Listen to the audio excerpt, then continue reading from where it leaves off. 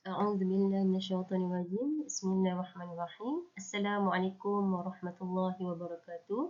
Kepada semua pelajar yang saya kasihi dan dirahmati Allah Subhanahu wa taala, insya-Allah kita akan sambung perbincangan berkenaan dengan topik perakaunan dalam institusi perniagaan dan perbankan Islam.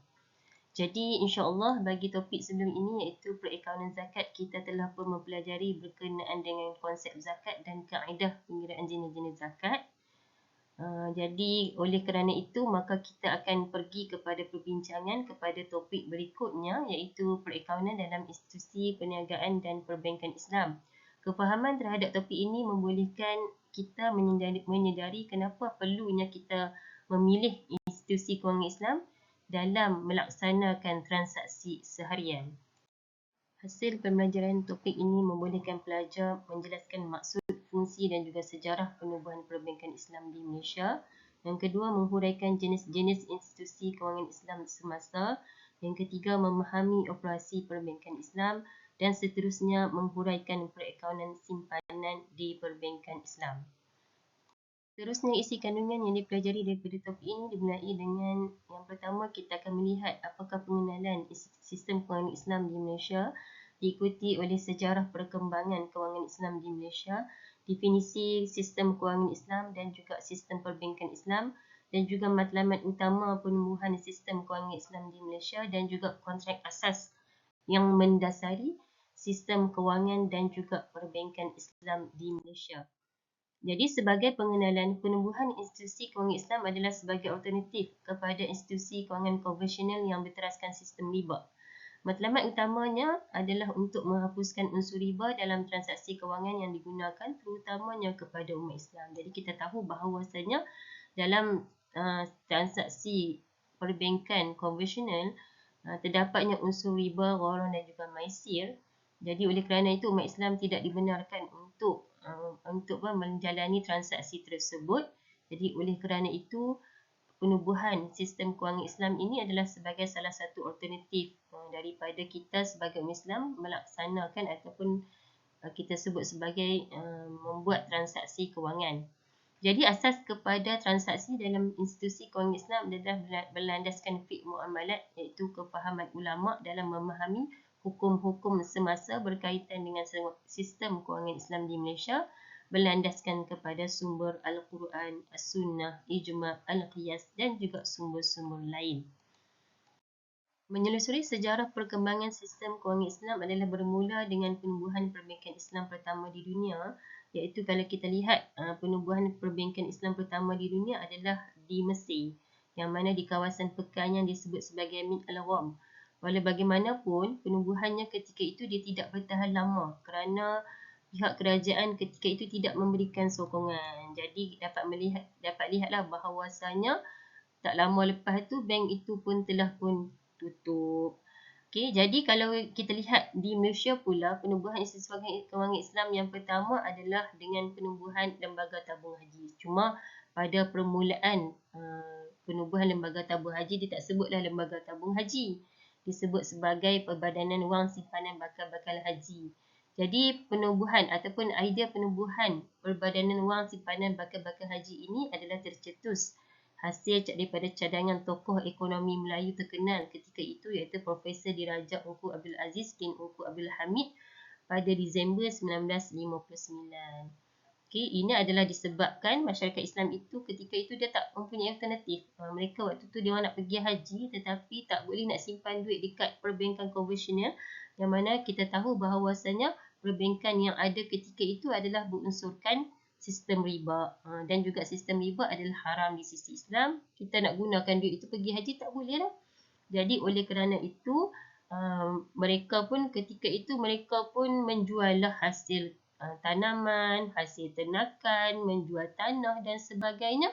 Maka disebabkan oleh itulah Profesor Diraja Ungku Aziz menyatakan bahawasanya itu tidak stabil ataupun tidak eloklah dengan perkembangan ekonomi umat Islam ketika itu.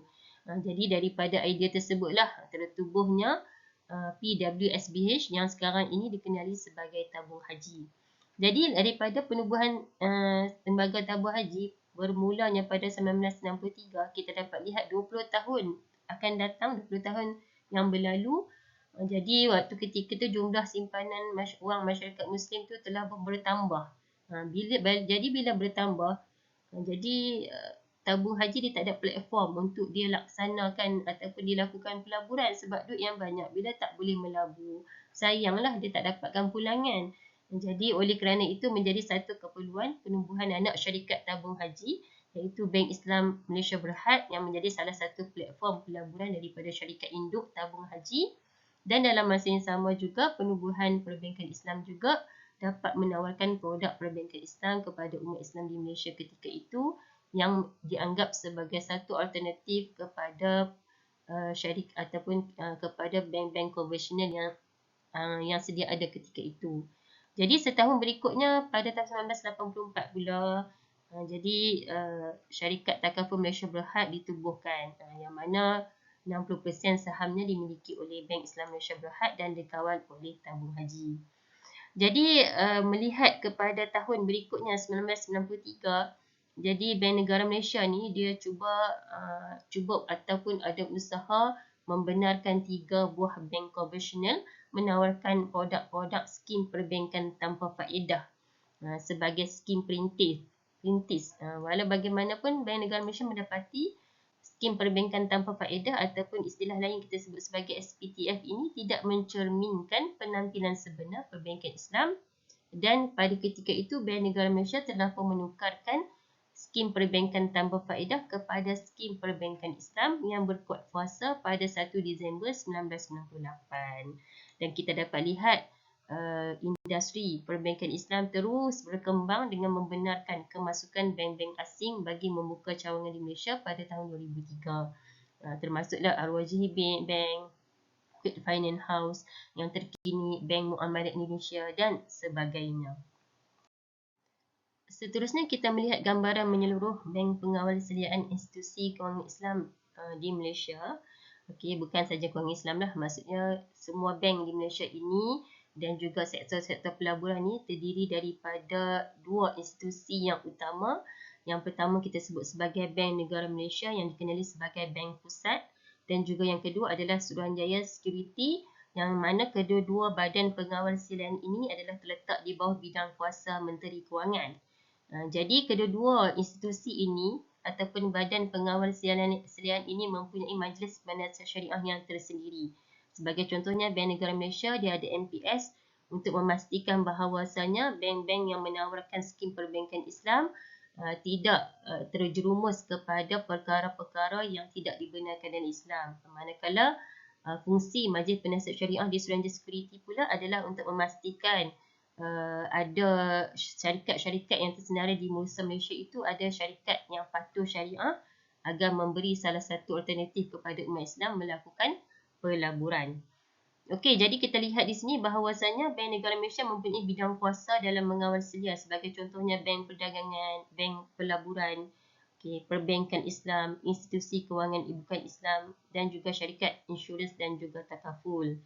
Manakala Suruhanjaya Security adalah berfungsi mengawal selia industri pelaburan di Malaysia, termasuklah Bursa Malaysia, bank pelaburan, syarikat broker saham dan juga syarikat yang tersenarai di Bursa Malaysia. Seterusnya, secara umumnya terdapat beberapa jenis institusi kewangan Islam semasa yang antaranya terdiri daripada yang pertama perbankan Islam yang terkini senarai yang saya rujuk di laman web Bank Negara Malaysia yang terkini, iaitu pada 1 bulan Januari 2024 terdapat 17 buah perbankan Islam diikuti oleh RI Takaful dan juga Takaful Operator, iaitu RI Takaful terdapat 2 syarikat manakala Operator Takaful terdapat 5 buah syarikat. Kemudian diikuti oleh institusi kewangan bukan bank, termasuklah Bank Simpanan Nasional, Lembaga Urusan Tabung Haji, Kumpulan Wang Simpanan Pekerja, dan juga yang terakhir adalah jenis berikutnya iaitu koperasi, yang mana koperasi ini adalah sebuah badan perniagaan yang ditubuhkan oleh sekumpulan pengguna bertujuan untuk melindungi kepentingan dan juga kebajikan bersama. Selalunya koperasi dia akan letaklah koperasi kan. Contohnya koperasi pekebun kecil dan sebagainya. Di sini saya sertakan senarai institusi perbankan Islam terkini yang saya rujuk di laman web Bank Negara Malaysia. Jadi untuk tahun ini yang terkini saya dapati bahawasanya terdapat 17 buah perbankan Islam, yang mana kalau saya rujuk tahun lepas baru ada 16 buah. Tapi tahun ini dah meningkat kepada 17 buah dengan pertambahan daripada PT Bank Muamalat Indonesia tu baru lagi masuk ke dalam pasaran sistem kewangan Islam di Malaysia. Okey, bagi memahami dengan menyeluruh operasi perbankan Islam ataupun sistem kewangan Islam di Malaysia ini, yang pertama sekali kita perlu faham dulu apakah yang dimaksudkan dengan institusi kewangan Islam, apa yang dimaksudkan dengan perbankan Islam. Jadi bila tersebut institusi kewangan Islam, kamu jangan silap faham sebab institusi kewangan Islam itu luas. Dia termasuk bahawa institusi kewangan Islam itu termasuklah sistem perbankan Islam, termasuklah syarikat takaful, termasuklah institusi kewangan bukan bank dan sebagainya. Dia luas. Konsepnya berbanding dengan institusi perbankan Islam. Jadi bila kita sebut sebagai institusi kewangan Islam ni merupakan sebuah organisasi ataupun pertubuhan yang terlibat secara langsung dengan amalan kewangan berdasarkan hukum yang selaras dengan kehendak syarak.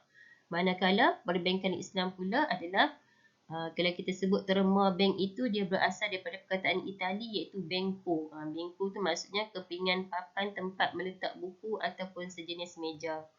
Jadi banco ini definisikan sebagai institusi yang menawarkan perkhidmatan kewangan. Cumanya bila kita sebut sebagai terma perbankan Islam itu didefinisikan sebagai perbankan yang menepati dan selaras sistem yang diwujudkan bagi menyediakan kemudahan dan perkhidmatan bank khususnya kepada umat Islam yang berlandaskan kepada hukum syarak. Okey, dan juga matlamat penubuhan. Kenapa institusi kewangan Islam ditubuhkan? Kenapa institusi perbankan Islam ditubuhkan? Kenapa industri takaful ditubuhkan dan sebagainya? Yang pertama sekali adalah memenuhi kehendak ajaran Islam untuk mencari yang halal. Kita tak nak unsur-unsur haram ada di dalam kita melaksanakan transaksi kewangan, yang mana unsur haram itu terlihat banyak, antaranya riba, gharar, maisir, penjualan arak, penjualan khinzir dan sebagainya. Dan yang paling utama sekali adalah nak melarang amalan kewangan berunsurkan riba. Sebagaimana sedia maklum bahawasanya fokus utama sistem kewangan konvensional adalah kepada sistem riba. Jadi matlamat penubuhan perbankan Islam adalah sebagai alternatif yang mana tidak ada unsur riba tetapi digantikan dengan akad-akad yang dibenarkan di sisi Islam sebagaimana panduan yang telah diberikan oleh Rasulullah SAW dan juga berdasarkan kepada Al-Quran dan juga hadis.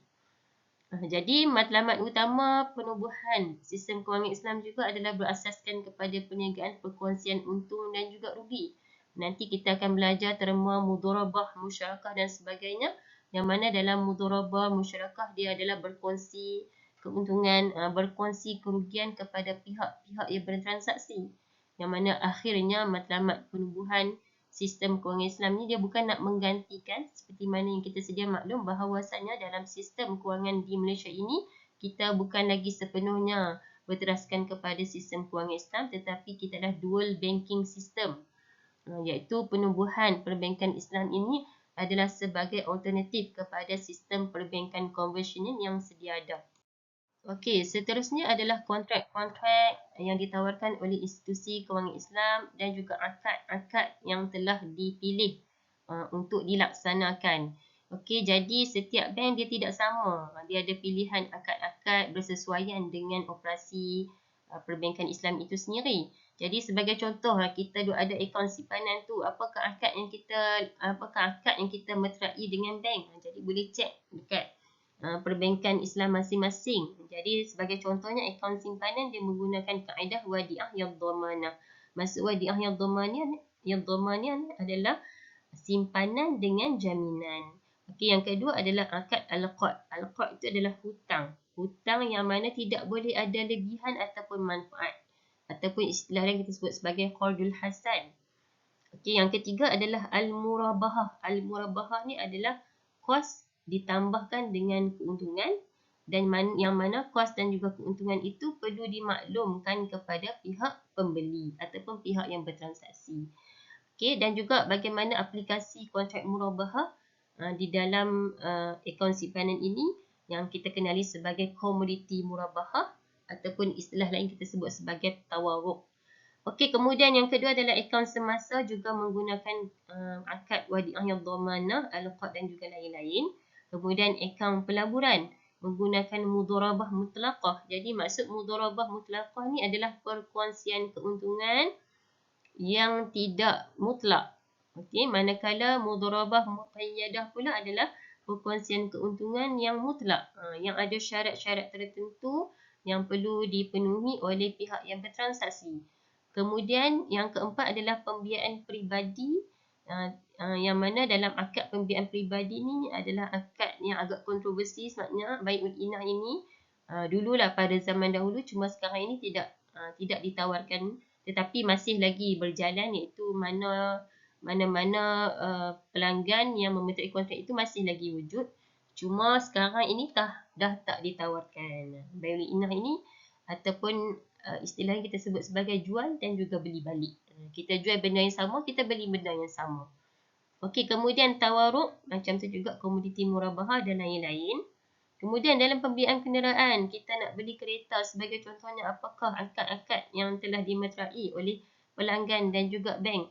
Antaranya adalah MPO, murabahah atau purchase order, dan juga al-ijarah summa al-bai'. Maksud al-ijarah summa al-bai' itu adalah sewaan yang diakhiri dengan pembelian, dan juga bai' bi thamanin ajil, jualan dengan harga yang dibayar secara tangguh, itu BBA. Kemudian pembiayaan perumahan juga telah ditawarkan akad al-ijarah summa al-bai' ataupun istilah kita sebut sebagai aitab. Sewaan diakhiri dengan pembelian, baik bi thamanil ajil, jualan dengan harga tangguh. Kemudian musyarakah mutanakisah, iaitu perkongsian yang saling berkurangan. Okey, dan juga produk Ar-Rahnu juga menawarkan akad tawaruk dan juga Ar-Rahnu. Ar-Rahnu itu adalah gadaian. Dan juga yang kedua ni, yang paling latest sekali yang ditawarkan oleh institusi Ar-Rahnu adalah Al-Qad, Al-Wadi'ah, Al-Ujrah dan juga Ar-Rahnu. Okey, kemudian takaful. Takaful juga menawarkan akad tabaruk. Tabaruk tu adalah sedekah bertujuan untuk memberikan kebajikan kepada pihak yang ditimpa musibah. Kemudian wakalah, iaitu wakil. Mudharabah, perkongsian keuntungan, dan juga yang terkini juga adanya skim wakaf di dalam takaful. Dan juga yang kesembilan adalah tawaruk. Yang mana tawaruk ni merupakan salah satu akad di dalam kad kredit yang digunakan oleh pelanggan. Kita teruskan bersama-sama dengan perbincangan. Jadi yang saya tunjukkan kepada kamu semua akad itu, kita tidaklah belajar kepada semua akad itu. Jadi dalam silibus yang saya akan tekankan adalah perakaunan simpanan.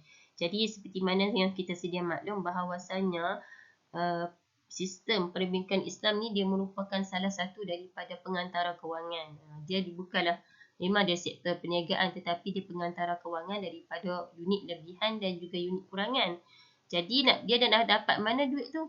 Duit itu adalah daripada sumber dana yang kita simpanlah, sama ada melalui akaun simpanan ataupun akaun semasa ataupun melalui akaun pelaburan. Okey, jadi apa itu akaun simpanan? Kenapa akaun simpanan diwujudkan? Jadi tujuan akaun simpanan diwujudkan adalah untuk menjaga keselamatan wang kita. Kalau zaman dulu mungkin simpan dekat bawah tanah, simpan bawah bantal dan sebagainya. Sekarang dah mudah, kita simpan kat rumah pun belum tentu lagi selamat kan? Belum tentu lagi selamat. Jadi nak memudahkan dengan duit yang banyak, maka kita boleh simpan dekat institusi perbankan Islam. Dan akaun simpanan, ada sebahagian perbankan Islam menawarkan akad iaitu kontrak al-wadi'ah. Jadi di sini kita sebagai penyimpan, kita boleh keluarkan duit pada bila-bila masa tanpa notis terlebih dahulu. Okey. Yang mana dalam al-wadi'ah ini, bank dia boleh guna. Macam contohnya kita simpan duit dekat bank, atas terma wadi'ah kita simpan. Dalam masa yang sama, bank dia boleh gunakan duit tersebut untuk tujuan perniagaan, pelaburan dan sebagainya. Dan dia bagi jaminan, sebab tu disebut sebagai wadi'ah yang dhamanah, iaitu simpanan dengan jaminan. Dia jamin bahawasanya bila mana kita nak keluarkan duit dekat ATM tu, duit tu sentiasa ada. Tak ada duit tu kami dah guna buat perniagaan. Tidak. Maksudnya kalau kita nak keluar bila-bila masa, kita boleh keluarkan. Jadi sebab bank dah bagi jaminan tentang keselamatan wang yang disimpan oleh pendeposit. Tetapi kalau contohnya bank berniaga buat pelaburan, dia orang pergi, maka kita sebagai penyimpan, kita tidak menanggung kerugian tersebut. Yang menanggung kerugian tersebut adalah di pihak bank. Kita akan dapat duit balik kita seperti biasa. Okay? Tetapi tu kalau rugi. Tapi kalau bank buat bisnes keuntungan, maka dia terpulang kepada pihak bank nak berkongsi ataupun tidak. Tapi selalunya bank akan kongsikan sebab dia nak tarik kita ni supaya simpan duit dekat bank. Kita duk tengok dalam akaun kan masuk profit 2 sen, 3 sen dan sebagainya. Itu adalah keuntungan yang bank nak bagi kepada kita atas sandaran kita sebut sebagai hibah. Okey, kemudian kita lihat akaun semasa. Apa beza akaun semasa dan juga akaun simpanan? Kenapa orang berniaga dia selalu prefer ataupun nak buka akaun semasa ni? Sama juga fungsinya dengan akaun simpanan. Dia bertujuan menjaga keselamatan wang penyimpan dan juga memudahkan urusan transaksi. Cumanya, keunikan ataupun keistimewaan akaun semasa ni, pihak bank dia akan sediakan buku cek untuk tujuan pengeluaran wang penyimpan. Tetapi kontrak masih lagi yang sama seperti mana akaun simpanan, iaitu menggunakan kontrak wadiah yang dhamanah. Okey, kita lanjutkan dengan akaun pelaburan. Okey, akaun pelaburan ni diberikan alternatif kepada sesiapa yang dalam masa yang sama dia nak simpan tetapi juga dia juga nak melabur. Bila melabur ni profitnya akan dapat lebih banyak lah daripada yang kita simpan. Kita dapat keluarkan duit pada bila-bila masa. Jadi akaun pelaburan ni selalunya dia ada terma dia. Dia ada syaratnya kita tak boleh keluarkan duit sesuka hati. Dia ada tempoh matangnya. Kalau tempoh matang setahun, dalam setahun itu kita tak bolehlah keluarkan. Tapi kalau kita keluarkan lebih awal, kita tak boleh juga. Tapi kita tak dapatlah keuntungan yang kita nak daripada akaun pelaburan tersebut. Jadi oleh kerana itu, untuk akaun pelaburan ni dia akad dia tak sama macam akaun simpanan dan juga akaun semasa. Yang mana akaun pelaburan ni menggunakan kontrak al-mudharabah yang bermaksud perkongsian keuntungan. Jadi keuntungan ni akan dibahagikan ikut nisbah yang telah dipersetujui bersama.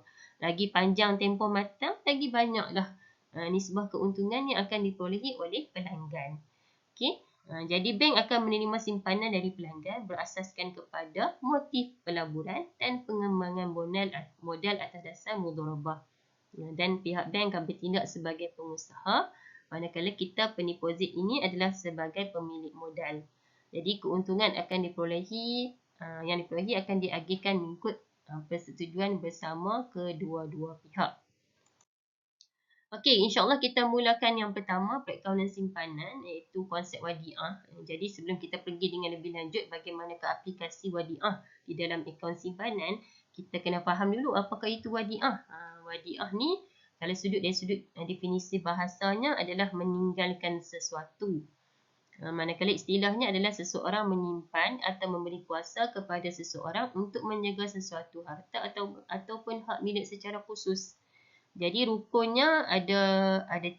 Yang pertama ada 2 orang yang melaksanakan akad, iaitu orang yang menyimpan dan orang yang menerima simpanan.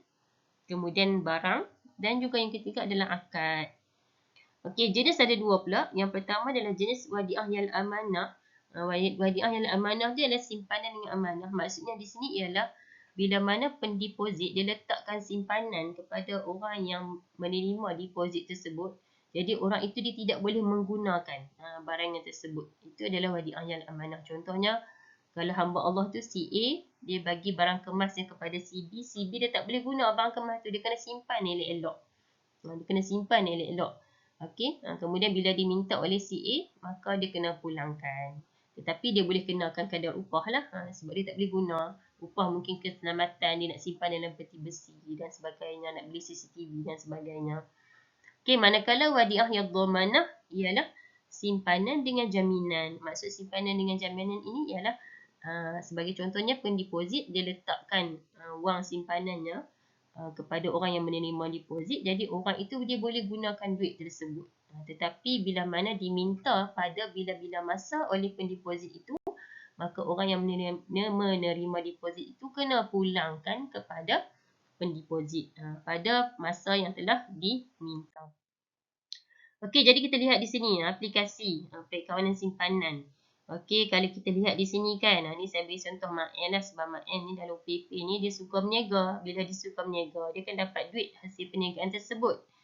Jadi dia nak pilih, dia nak simpan kat rumah ke nak simpan kat bank kan. Jadi mesti dia akan simpan dekat bank, simpan kat rumah belum tentu selamat kan.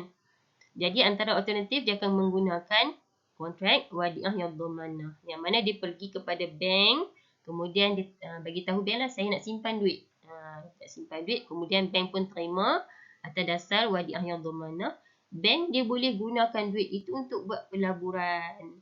Okey, dan dia hasil keuntungan pelaburan itu hasil keuntungan sahajalah 100% akan menjadi milik bank sepenuhnya. Manakala yang duit asal itu duit Mak El lah, dia kena pulangkan bila mana Mak El minta. Jadi bila Mak El minta pada bila-bila masa dia kena pulangkan yang keempat ni.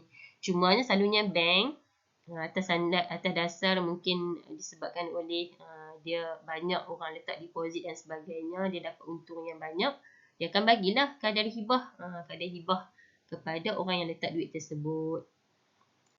Okey, seterusnya kita lihat kepada kontrak berikutnya iaitu al-qard. Yang mana al-qard ini adalah satu lagi kontrak yang mungkin digunakan oleh sebahagian institusi perbankan Islam sebab dia tak sama antara institusi perbankan Islam ni, ada yang menggunakan wadiah yang dhamanah, ada yang menggunakan al-qard, ada yang menggunakan komoditi murabahah dan sebagainya. Jadi nak kata al-qard ini adalah kontrak hutang terhadap sesuatu yang bernilai dengan pembayaran balik dengan kadar yang sama. Jadi tak boleh kita ambil lebihan daripada hutang yang diberikan. Kalau dia ambil lebihan, dia jadi riba pula kan. Tak boleh. Okey, jadi kalau di sini kita lihat Mak El ini, dia pergi ke bank, dia nak letakkan duit dekat bank tu. Tetapi dia menggunakan kontrak akad. Seolah-olah Mak El ni dia bagi pinjam dekat bank. Bagi hutang dekat bank. Dia letak dekat bank, kemudian bank dia boleh melabur duit tersebut, tak ada masalah kan. Sebab bila kita bagi hutang, bank akan ambil lah duit tu jadi hak milik bank sepenuhnya. Jadi dia boleh buat pelaburan dan keuntungan dia boleh dapatkan. Okey. Cuma pada awal kontrak, memeterai kontrak, Mak El dan juga bank tak boleh nyatakan lebihan duit, tak boleh. Bila dinyatakan pada awal, pada tengah kontrak kan, dia dianggap sebagai riba. Tapi kalau untuk Qardul Hasan ni, katalah orang yang menerima pinjaman itu bila mana dipulangkan duit, maka digalakkan untuk bagi lebihan. Yang itu disebut sebagai hibah. Tetapi lebihan itu bukan diminta oleh pemberi hutang ataupun penghutang. Dia sendiri secara sukarela nak bagi kepada penghutang, ketika itu tidak ada masalah. Sebab itu adalah daripada sukarela di pihak penghutang itu sendiri. Jadi pihak bank dia kena pulangkan hutang bila mana diminta dan juga boleh diberikan hibah. Cuma hibah ini tak boleh ditetapkan di awal kontrak, di tengah kontrak. Dia adalah atas sandaran sukarela daripada penghutang itu sendiri. Okey, seterusnya kita lihat akaun simpanan murabahah. Ini terutamanya untuk akaun simpanan tetap. Maksudnya di sini ialah dia nak simpan tapi dalam masa yang sama dia nak juga keuntungan. Jadi oleh kerana itulah bank memilih untuk menawarkan kontrak murabahah. Jadi dari sudut definisi murabahah ini adalah jualan lebih tinggi daripada harga asal. Cumanya di sini ialah orang yang jual barangan tersebut dia kena maklumkan harga kos dan juga margin keuntungan yang mana diketahui oleh kedua-dua belah pihak dan juga mestilah dipersetujui oleh pihak yang berkontrak. Jadi pihak penjual ataupun bank disyaratkan menyatakan kos barangan sebelum menentukan harga jualan yang akan dijual pada harga kredit kepada pembeli. Okey. Selain daripada akaun simpanan tetap, murabahah ini juga diaplikasikan dalam pembelian aset seperti rumah, bangunan dan sebagainya. Rukun murabahah ni, sebab murabahah ni jual beli, dia sama aja dengan rukun jual beli. Okey, ini adalah aplikasi perakaunan murabahah. Okey. Jadi aplikasi perakaunan murabahah, simpanan murabahah. Jadi dia adalah salah satu alternatif daripada Bai'ul Inah. Dulu Bai'ul Inah dia ada kontroversi sebab contohnya saya jual kepada bank, katalah saya ada kereta, saya jual kepada bank harga RM2,000.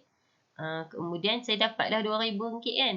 Saya dapatlah RM2,000. Kemudian bank jual balik kepada saya dengan harga RM4,000.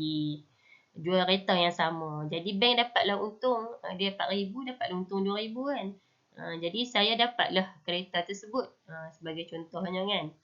Okey, jadi bank dapatlah untung RM2,000. Jadi kat situ berlakulah kontroversi seolah-olah dia hilah kepada riba.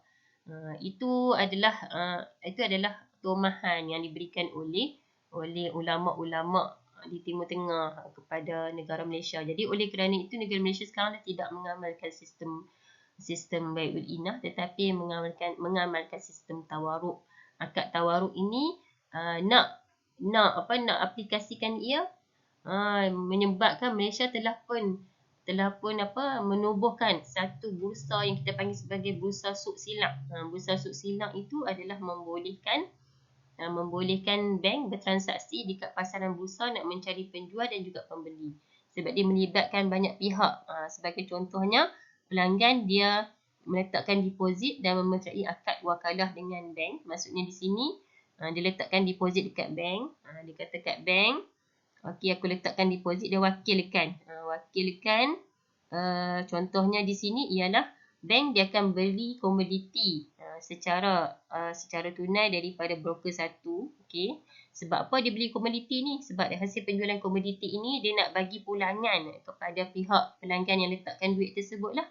Jadi dia beli komoditi daripada broker satu secara tunai.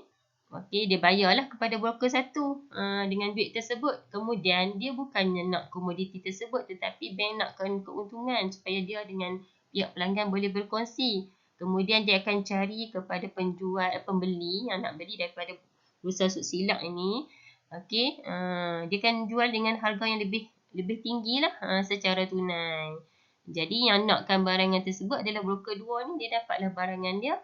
Dan bank ini dapatlah duit tunai berserta dengan keuntungan. Dan di situlah dia boleh kongsikan duit keuntungan tersebut di antara bank dan juga pihak yang meletakkan simpanan tersebut. Okey. Iaitu simpanan itu dia ada tarikh matang. Jadi bila sampai tarikh matang, dia akan serahkan duit simpanan berserta dengan keuntungan daripada hasil jualan komoditi dekat bursa suk silang tadi. Okey, kemudian kita lihat yang seterusnya adalah perakawanan simpanan untuk pelaburan. Ini pelaburan. Okey, akaun pelaburan.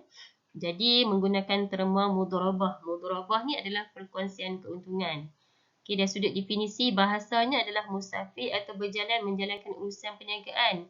Jadi istilahnya satu akad perkongsian modal antara pemilik dengan pengusaha bagi kegiatan perniagaan.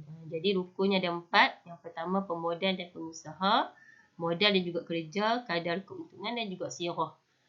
Dan juga jenisnya mudharabah mutlaqah ni adalah mudharabah yang orang kata apa yang tidak ada apa-apa syarat. Maksudnya di sini katakanlah saya sebagai pemilik modal, saya laburkan kepada syarikat tersebut, saya kata nak meniaga apapun, janji aku nak untung. Jadi niaga tu niaga yang halal lah. Tak kisahlah nak meniaga baju ke, nak meniaga tudung ke, nak meniaga barang kemas dan sebagainya. Yang penting perniagaan tersebut halal. Dapat untung itu akan diagihkan kepada syarikat tersebut dan juga saya sebagai pemilik modal. Modal saya akan dapat, untung pun saya akan dapat. Okey, modal saya akan dapat sepenuhnya, untung pun saya akan dapat ikut kepada perjanjian yang telah dipersetujui. Cumanya kalau rugi siapa yang tanggung? Rugi saya lah sebagai pemilik modal yang tanggung. Pihak syarikat dia rugi sudut apa? Dia tak rugi daripada sudut modal, tetapi dia rugi daripada sudut usaha kerja yang dilakukan. Okey, manakala mudharabah mutlaqah adalah mudharabah yang mengikat. Maksudnya di sini saya ada syarat-syarat yang saya tetapkan kepada pihak syarikat sebagai contohnya. Okey, saya modal kepada syarikat tersebut dan saya maklumkan pada dia, okey, tolong niagaan baju sahaja contohnya.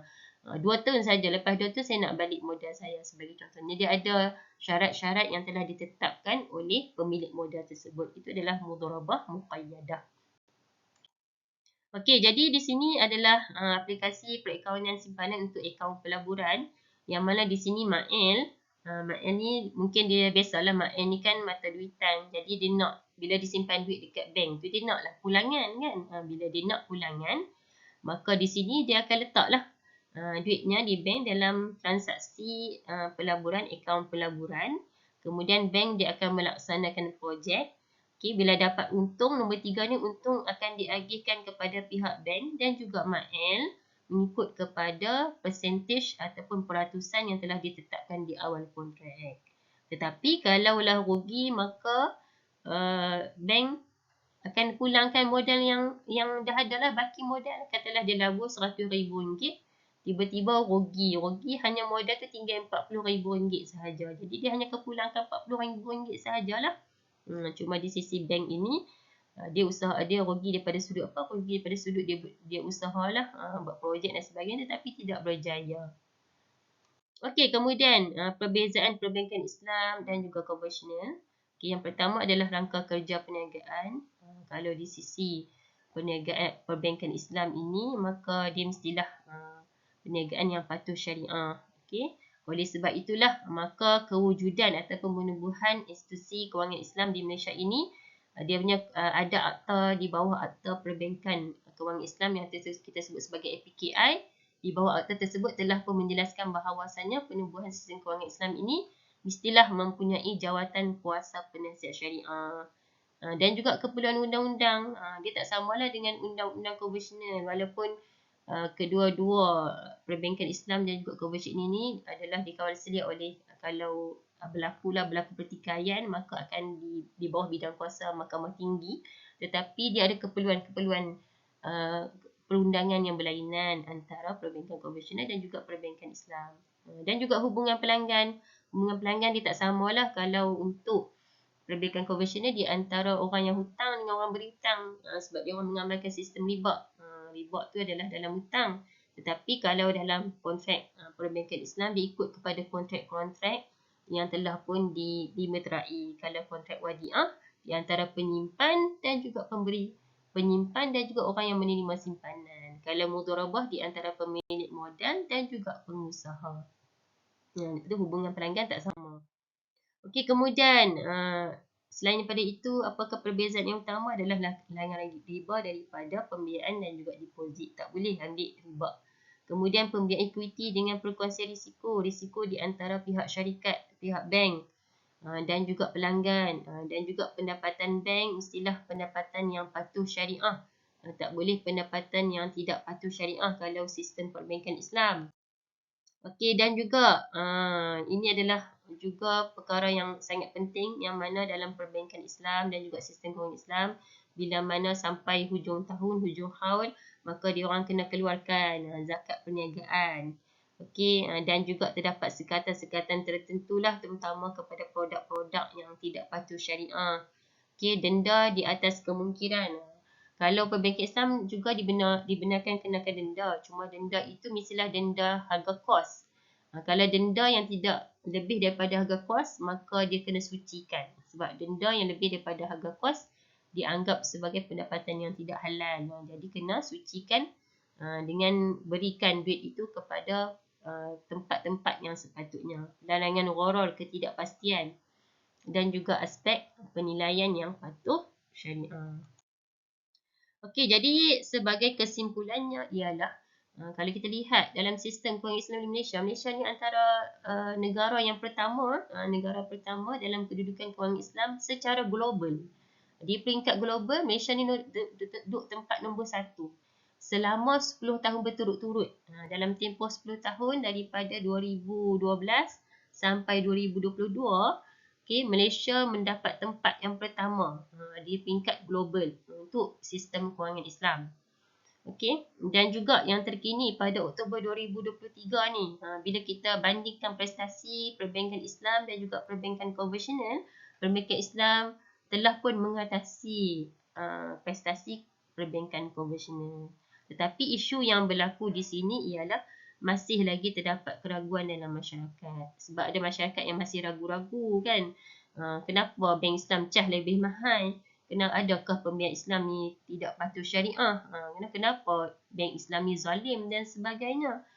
Kan? Sedangkan hakikatnya inilah usaha yang telah dilakukan oleh pakar-pakar syariah di dalam Malaysia nak memastikan bahawasanya kewangan kita di Malaysia ini ada alternatif, iaitu sistem kewangan Islam berbanding dengan sistem kewangan konvensional, yang mana diorang tidak ada masalah, tidak ada sekatan dan sebagainya, tetapi dalam sistem perbankan Islam ni kita ada sekatan. Antaranya tak boleh kita nak melakukan perniagaan-perniagaan yang tidak halal, sebagai contohnya ada unsur riba tak boleh, ada unsur gharar tak boleh, ada unsur maisir pun tidak boleh. Kerana dalam kewangan Islam, transaksi perniagaan perlulah mematuhi hukum syariah serta prinsip-prinsip keadilan dan juga tanggungjawab sosial. Okey, jadi bagi menutup perbincangan kita untuk hari ini, di sini saya sertakan kepada kamu semua soalan tahun 2017 berkenaan dengan sistem perbankan Islam. Jadi saya minta untuk setiap pelajar buat latihan ini, insya-Allah dalam kelas bersemuka nanti kita akan bincangkan secara bersama-sama bagaimanakah kaedah untuk mengira ataupun menjawab soalan-soalan yang dikemukakan, insya-Allah. Jadi setakat itu sahaja daripada saya. Saya mohon kemaafan kalau ada kekhilafan dalam penyampaian saya untuk hari ini. Okey, jadi insya-Allah segala yang baik itu datang pada Allah Subhanahu Wa Taala dan yang lemah itu daripada saya sendiri. Walaupun hakikatnya semuanya milik Allah Subhanahu Wa Taala. Okey, wassalamualaikum warahmatullahi wabarakatuh.